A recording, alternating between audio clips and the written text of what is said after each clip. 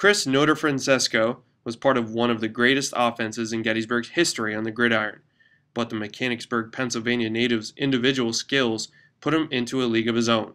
For 3 years, he starred as a wide receiver for head coach Barry Streeter's football program. Through his 3 years, he was extremely important to the success of our football program. And he, in the off season and during the season, just was one of those guys that would motivate players, get them to get to the top of their level, to get to the best they can be. And I really appreciated that about him. But in '94, our offense was crazy. I mean, we had 2,000-yard rushers. And a lot of people like to have one. We had 2,000-yard rushers. We had a quarterback that threw for 2,000 yards, and we had a receiver, Chris Notarfrancesco, that had 70-some catches, 75, 78 catches, something like that. He was, and I think that made our offense the best it was. I mean, because of the ability for us to stretch vertical with the passing game, with he and Chris Adams. Notarfrancesco led Gettysburg in receiving and return yards in each of his 3 seasons.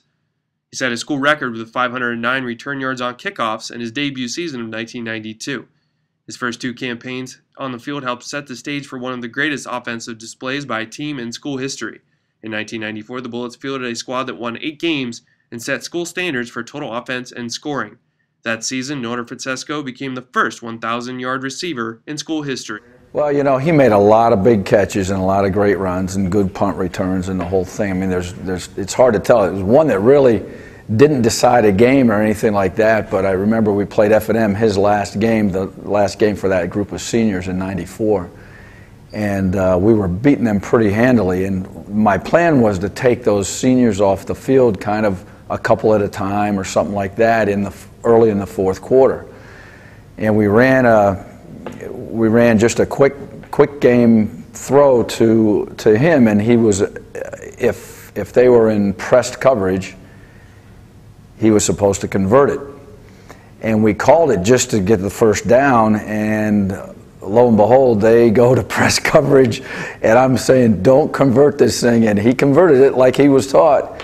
And it was like a 60-yard touchdown, in which in some ways I don't feel that bad because it was F&M, but still, it was a heck of a play on his part and Chris Adams' part, our quarterback. Notarfrancesco ended his career as a Bullet in dramatic fashion, with a school record 263 receiving yards and 2 touchdowns against Franklin and Marshall. He capped his career holding nearly every receiving and return record, including 2,114 career receiving yards, nearly 600 yards more than anyone else in school history at the time. He was named All-Centennial Conference First Team and All-America Second Team. He rates extremely high as a receiver. I don't think we've had a better one since I've been coaching. I'm sure we haven't had a better one because of his speed and his ability to run routes well and the things that I've already mentioned. And the other thing was his leadership. I keep going back to that because he had a mature leadership about him that I thought really helped our football program.